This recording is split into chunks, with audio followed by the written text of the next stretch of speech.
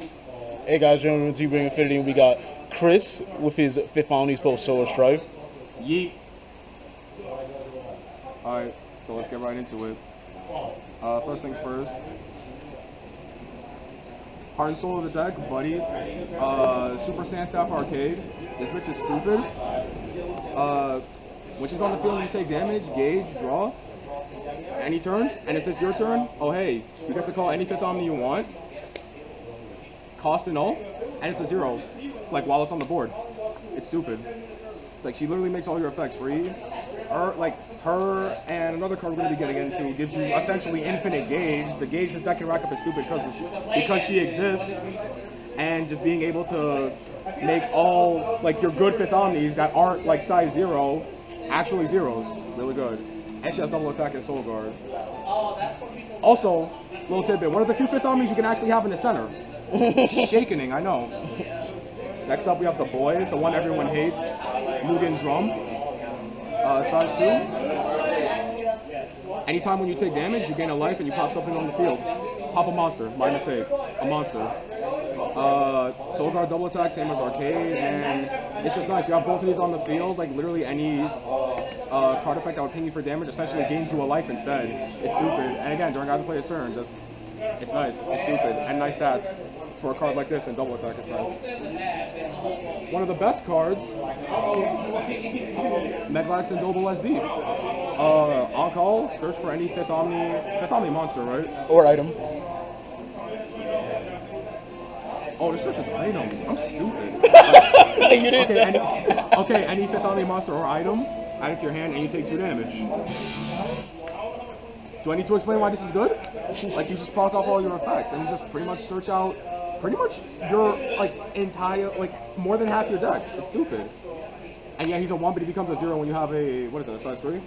Oh, a size 2 or greater. That's even dumber. And again, like Arcade, one of the few that can actually be called to the center. Super good. Next, we got Mr. Steelio Gauge, Hellfire Double. Same as Arcade and Drum, 2 gauge, double attack, soul guard.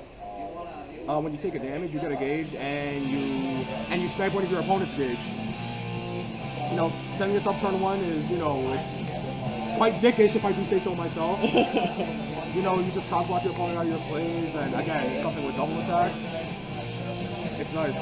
Let's just cock block your opponent out of plays for that gauge. Next, we got one of the newer ones, 5th Omni Super Tenbu. 2 gauge, and you put something on your field into its soul, and when he enters the field, or when you take damage, you just wipe your opponent's monsters. That counter speed, which is really good. Rip old Tenbu, because power creep is a bitch. And 3 crit double. Oh, that too. That too. Next we got Team SD.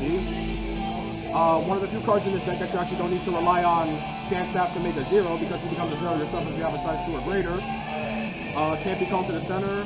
And at counter speed, you pay yourself for damage, and you give a 5th Omni monster on your board, +1/+1 and penetrate. That effect is nice, but, you know, just for the counter damage, it's really nice. 2 5th Omni Drum SD. It doesn't become a 0, so you have to rely on stuff like Arcade and Makuro, which we'll get to in a minute, but when you do get them on the field, counter speed, you take a damage, and you give any monster, a soul from top deck.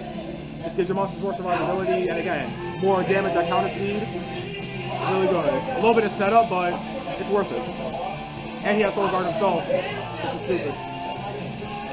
This is the personal tech, Elder Tenbu. 2 gauge, and when you enter the field, you nullify the effect of something and you kill it. You know, really good for decks like Prism Dragons. For like the 1 out of 10 games they don't have their item. Or if you call this the counter speed, which we'll get to in a minute. You get to kill stuff like bots, etc. It's pretty much anything with Soul Guard, or it's pretty much anything you want to kill that couldn't be killed. It's a nice little turn. I like it. Best art, New Dawn. During either player's battle phase, at the beginning of either player's battle phase, you call them from the drop at the cost of a life. And whenever something on your field would leave from you know, pretty much anything from your opponent's card, attack, card effect, anything, just send it to the drop and save it. You know, it's nice. Nice way to just, you know, have sustainability with my monsters. New Makuro, stupid in this deck.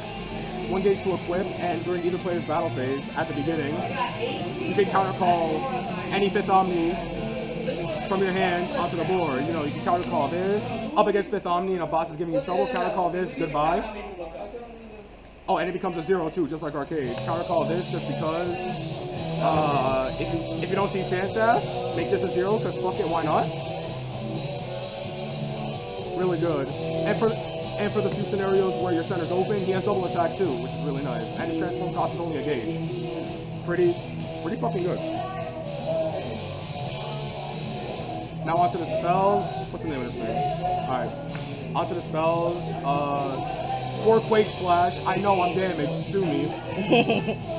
This is basically just that counter speed. You pay a gauge and take a damage. You get to kill a monster on your opponent's field. And if you have a monster with drum on your field, aka for the people who play SD and Mugen drum, you just burn them for 2 damage. And this isn't even hard once a turn either. So you have multiple in your hands, you can kill stuff, keep burning them, and since you take damage, you proc off your effects. Mugen drum, kill something, and Mugen drum to kill something else. Pretty nice. One of the best spells, Drago Guts. Counter speed, take a damage, and you gain 3 life. You know, with cards like Drum and Arcade, you gain new life when you get pinged for damage. You have both on field in this. It's basically just counter speed, you gain 5 life, and you get your effects off too, which is stupid.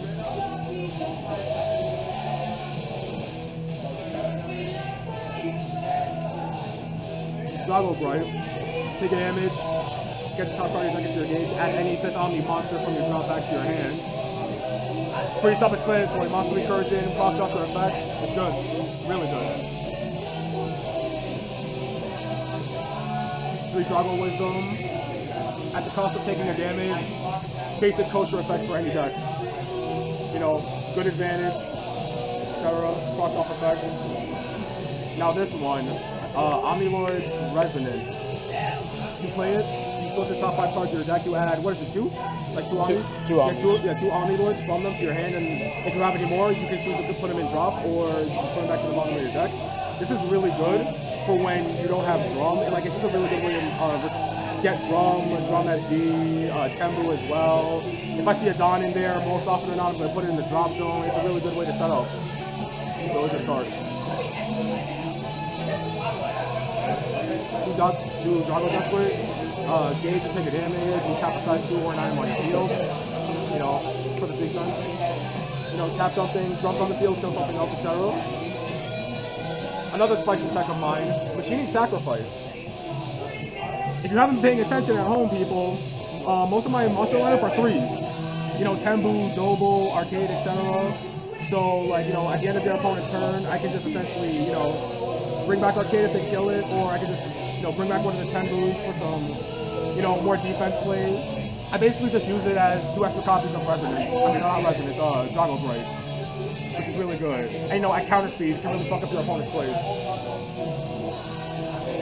This is only at 1 because I don't have more Dragon Chains. Run more, please. You know, at the cost of a damage, you just Dragon Barrier or something. Dragon Barrier 5th Omni on your field. It's really good. I only have 1 because I'm a basic nigga. And the last card for 5th Omni Drago Grave. At the equip cost, it's pay a gauge and take a damage. And put a card from hand to soul. Yeah, and also, you can choose to put a card from your hand into soul, so, you know, nice soul guard. Which, don't worry, it makes up for it, because every time you take a damage, just like Arcade, you get a gauge and a life. And if it's during your turn, you get a draw just like Arcade. Oh yeah, and the best part, it can attack if you have an Armor Dragon in your center. So 5k3 crit, that gives you advantage, and can also still attack with a close center. Like, this item's too good. It's stupid. It's like the best item this deck could have asked for. Really good. And that's it. No impacts, no impact monsters. That's pretty much the deck. You know, really good. It's a really powerful control deck. Unless you're up against one of the few elephants in the room that just pretty much say fuck effect destruction, you know, aka Prism Dragons and all that. But you should be fine. You know, all the life gain you get, that matchup should be fine. You absolutely fucking destroy the 100 Demon matchup, etc., etc. Pretty much that. Hope you guys like, comment, subscribe, and check out later for more Buddyfight content. And we'll see you guys later. Jump for